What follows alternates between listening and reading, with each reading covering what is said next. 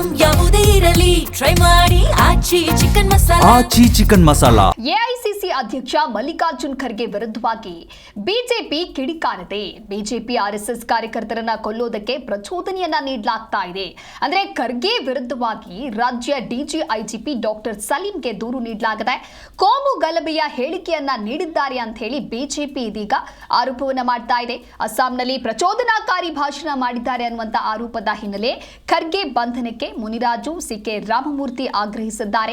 ಕೂಡಲೇ ಮಲ್ಲಿಕಾರ್ಜುನ್ ಖರ್ಗೆ ಅವರನ್ನ ಬಂಧಿಸುವಂತೆ ಒತ್ತಾಯಿಸಿ ದೂರು ದಾಖಲು ಮಾಡಿದ್ದಾರೆ.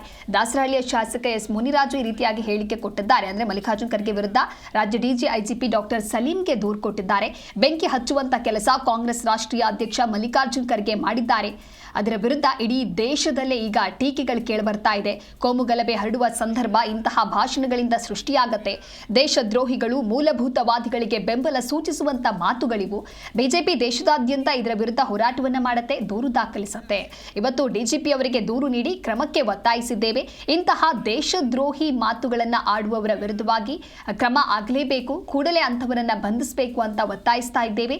ರಾಜ್ಯ ಪೊಲೀಸ್ ಇಲಾಖೆ ಕ್ರಮ ಜರುಗಿಸೋದ್ರ ಬಗ್ಗೆ ನಮಗೆ ಭರವಸೆ ಇದೆ ಅಂತ ಈ ರೀತಿಯಾಗಿ ಬಿಜೆಪಿ ಒಂದು ಕಡೆ ತನ್ನ ಆಕ್ರೋಶವನ್ನ ವ್ಯಕ್ತಪಡಿಸಿದೆ. ಹಾಗೆ ಜಯನಗರ ಶಾಸಕ ಸಿಕೆ ರಾಮಮೂರ್ತಿ ಕೂಡ ಹೇಳಿಕೆಯನ್ನ ಕೊಟ್ಟಿದ್ದಾರೆ. ಅಸ್ಸಾಂನಲ್ಲಿ ಚುನಾವಣಾ ಪ್ರಚಾರದಲ್ಲಿ ಎಐಸಿಸಿ ಅಧ್ಯಕ್ಷ ಖರ್ಗೆ ನೀಡಿರುವಂತಹ ಹೇಳಿಕೆಗೆ ಸಂಬಂಧಪಟ್ಟಂತೆ ಇಡೀ ದೇಶದಲ್ಲಿ ಪ್ರತಿಭಟನೆಗೆ ಬಿಜೆಪಿ ಸಜ್ಜಾಗಿದೆ. ಖರ್ಗೆ ಹೇಳಿಕೆ ಸಂವಿಧಾನ ವಿರೋಧಿ. ಇತ್ತೀಚೆಗೆ ಮಲ್ಲಿಕಾರ್ಜುನ್ ಖರ್ಗೆ ಮತ್ತು ಪ್ರಿಯಾಂಕ್ ಖರ್ಗೆಗೆ ನಿದ್ದೆ ಬರ್ತಾ ಇಲ್ಲ, ಕಣ್ಣು ಮುಚ್ಚಿದ್ರೆ ಅವರಿಗೆ ಕಾಣಿಸೋದು ಆರ್ಎಸ್ಎಸ್ ಅಂತ ಖರ್ಗೆ ವಿರುದ್ಧ ಕಿಡಿಕಾರಿದ್ದಾರೆ.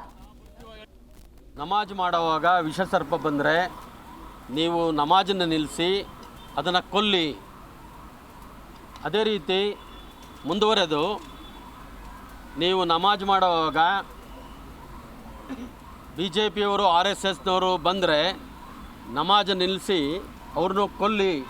ಇದು ಕುರಾನಲ್ಲಿ ಉಲ್ಲೇಖ ಆಗಿದೆ ಅನ್ನೋ ಒಂದು ಮಾತನ್ನು ಹೇಳಿದ್ದಾರೆ. ದೊಡ್ಡ ಪ್ರಜಾಪ್ರಭುತ್ವ ರಾಷ್ಟ್ರ ನಮ್ಮದು. ಅಂಥದ್ರಲ್ಲಿ ಬೆಂಕಿ ಹಚ್ಚುವಂಥ ಕೆಲಸ ಈ ರಾಷ್ಟ್ರೀಯ ಅಧ್ಯಕ್ಷ ಅಂತ ಮಲ್ಲಿಕಾರ್ಜುನ್ ಖರ್ಗೆ ಅವರು ಮಾಡಿದ್ದಾರೆ. ಅದರ ವಿರುದ್ಧ ಇವತ್ತು ಇಡೀ ದೇಶದಲ್ಲಿ ಟೀಕೆ ಟಿಪ್ಪಣಿಗಳು ಬರ್ತಾವೆ. ಸೋಷಿಯಲ್ ಮೀಡಿಯಾದಲ್ಲಿ ಅನೇಕ ಜನ ವೈರಲ್ ಮಾಡ್ತಾ ಇದ್ದಾರೆ. ಇಡೀ ದೇಶವ್ಯಾಪ್ತಿ ಕೋಮು ಗಲಭೆ ಹರಡುವಂಥ ಸಂದರ್ಭಗಳು ಇಂಥ ಭಾಷಣಗಳಿಂದ ದೇಶದಲ್ಲಿ ಉತ್ಪಾದನೆ ಆಗ್ತವೆ. ಯಾರು ದೇಶದ್ರೋಹಿಗಳಿದ್ದರು, ಯಾರು ಮೂಲಭೂತವಾದಿಗಳಿದ್ದರು, ಅವರಿಗೆ ಬೆಂಬಲ ಸೂಚಿಸುವಂಥ ಮಾತುಗಳಿವೆ. ಹಾಗಾಗಿ ಭಾರತೀಯ ಜನತಾ ಪಕ್ಷ ಇಡೀ ದೇಶದಾದ್ಯಂತ ಇದರ ವಿರುದ್ಧ ಹೋರಾಟನೂ ಮಾಡ್ತೇವೆ ಮತ್ತು ಎಲ್ಲ ಕಡೆ ಕಂಪ್ಲೇಂಟು ಕೂಡ ದಾಖಲೆ ಮಾಡ್ತಾಯಿದ್ದೀವಿ. ಇವತ್ತು ನಾವು ನಮ್ಮ ಜಿಲ್ಲಾ ಅಧ್ಯಕ್ಷ ಅಂತ ಹರೀಶ್ ಅವರು, ಜಯನಗರದ ಶಾಸಕರು ರಾಮಮೂರ್ತಿಯವರು, ನಮ್ಮ ಪ್ರಕಾಶ್ ಅವರು, ಇನ್ನೂ ಅನೇಕರು ಈ ರಾಜ್ಯದ ಡಿ ಜಿ ಅವ್ರನ್ನ ಭೇಟಿ ಮಾಡಿ ನಾವು ಕೂಡ ಒಂದು ಕಂಪ್ಲೇಂಟ್ನ ದಾಖಲೆ ಮಾಡಿದ್ದೀವಿ. ಇದರ ವಿರುದ್ಧ ಕ್ರಮ ಕೈಗೊಳ್ಳಬೇಕು ಅಂತ ಒತ್ತಾಯ ಮಾಡಿದ್ದೀವಿ. ಡಿ ಜಿ ಅವರು ಕೂಡ ಕೂಲಂಕುಷವಾಗಿ ಪರಿಶೀಲನೆ ಮಾಡಿ ಏನು ಕಾನೂನಲ್ಲಿ ಅವಕಾಶ ಇದೆಯೋ ಅದರ ಪ್ರಕಾರ ಮಾಡ್ತೇವೆ ಅಂತ ಹೇಳಿದ್ದಾರೆ. ಭಾನುವಾರ ನಡೆದ ಅಸ್ಸಾಂ ರಾಜ್ಯದ ಚುನಾವಣೆ ರ್ಯಾಲಿನಲ್ಲಿ ಮಲ್ಲಿಕಾರ್ಜುನ್ ಖರ್ಗೆ ಅವರು, ರಾಷ್ಟ್ರೀಯ ಕಾಂಗ್ರೆಸ್ ಅಧ್ಯಕ್ಷರು, ವಿವಾದಾತ್ಮಕ ಹೇಳಿಕೆಯನ್ನು ಏನು ಕೊಟ್ಟಿದ್ದಾರೆ ಅದು ನಾವು ಖಂಡನೆಯನ್ನು ಮಾಡ್ತಾಯಿದ್ದೀವಿ. ಚುನಾವಣೆ ಸಮಯದಲ್ಲಿ ಧರ್ಮವನ್ನು ಒಡೆಯೋದಕ್ಕೆ ಇವತ್ತು ಏನು R S S B J ಪಿಯನ್ನು ಕೊಲ್ಲಬೇಕು ನೀವು ಅಂತ ಹೇಳಿಕೆಯನ್ನು ಕೊಟ್ಟಿದೆ. ಇಡೀ ದೇಶವ್ಯಾಪ್ತಿ ಒಂದು ಹೋರಾಟವನ್ನು ಮಾಡೋಕ್ಕೆ ಸಜ್ಜಾಗಿದೆ.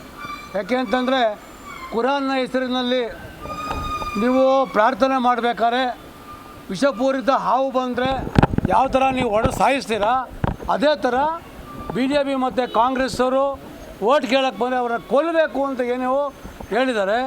ಇದು ಭಾಳ ಒಂದು ಸಂವಿಧಾನಾತ್ಮಕವಾಗಿ ಎಗನೆಸ್ಟ್ ಇದು. ಆ ದೃಷ್ಟಿಯಿಂದ ಎಲ್ಲ ನಮ್ಮ ಬಿ ಜೆ ಪಿ ಮುಖಂಡರು ಕರೆಯನ್ನು ಕೊಡ್ತಾಯಿದ್ದೀವಿ.